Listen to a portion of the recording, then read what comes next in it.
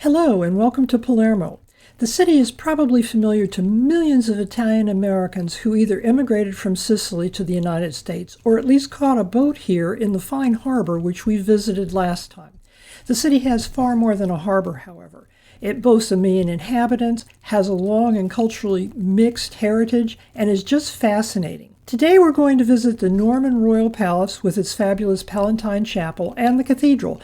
Let's take a look at the Arab Norman heritage of this city today on The Armchair Traveler. And welcome to my channel. If you're new here, I'm glad to meet you. My name is Judy, and I love history, travel, and finding out how people in different times and different places live. If you think this content is interesting or useful, please like, share, and subscribe. This will help my channel grow. You can read more at my blog site and my Twitter. The addresses are shown on your screen.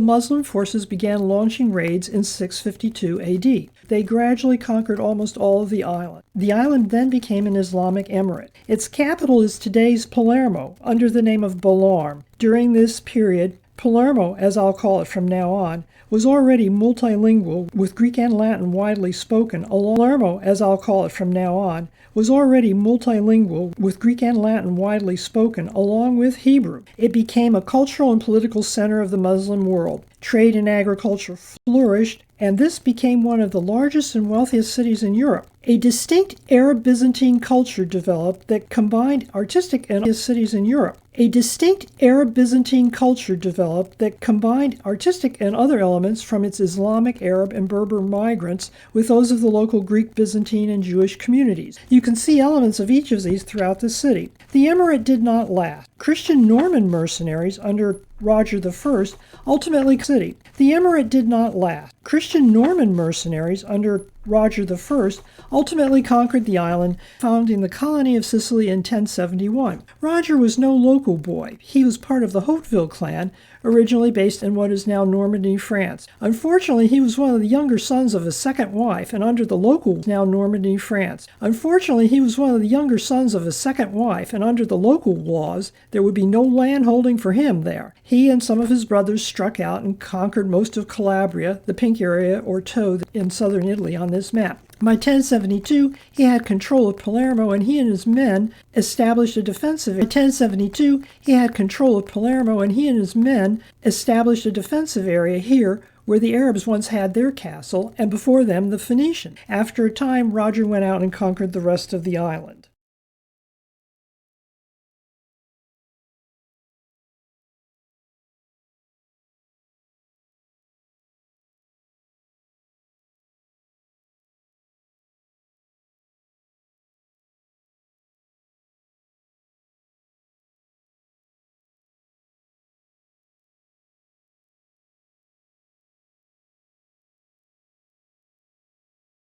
Of the island for quite some time, but eventually, like everyone else, they had to give up their power.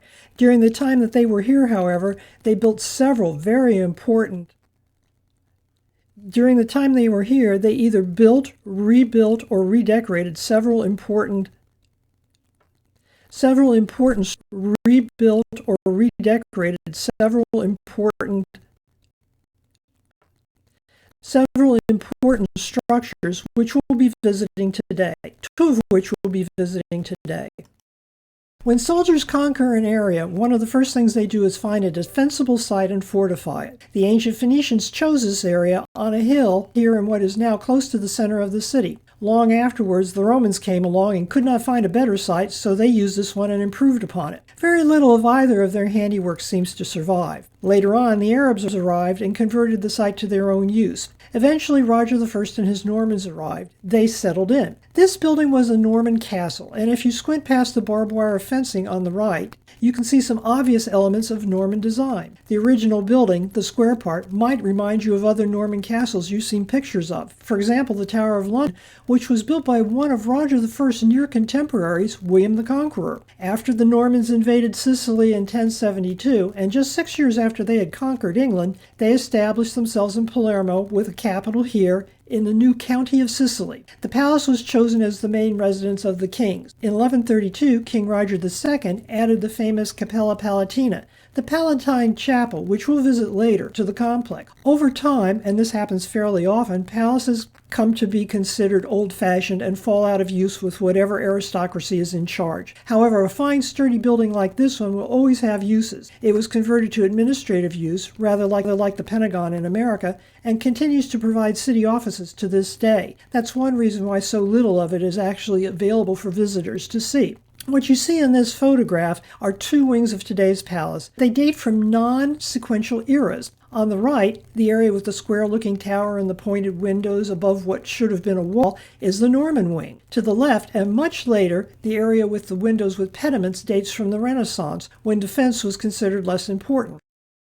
Any king worth the title understands the need to impress and overawe everyone who comes into sight. This was what this room, now called King Roger's Hall, was designed to do. The room is a rectangular space which is covered with a cross vault. It has gorgeous mosaic decorations, a small part of which is shown here. These date to the time of William I, around 1170. Every inch of the walls, the ceiling, the arches, the door frames, all of it is covered with leopards, lions, harts, peacocks, centaurs, and bowmen. You can see two of them in the middle of this photograph fighting one another among the palm trees and the fruit trees. The entire decorative structure is laid out on a single background of gold leaf, so even the parts that might appear to be undecorated actually are decorated. Historians suspect that the mosaicists were trained in Byzantium. The themes are more Persian than Arabic, I'm told. The room is actually smaller than you might expect based on this photograph. William wanted to decorate one room lavishly, but he might have decided to hold down the cost by choosing a smaller room.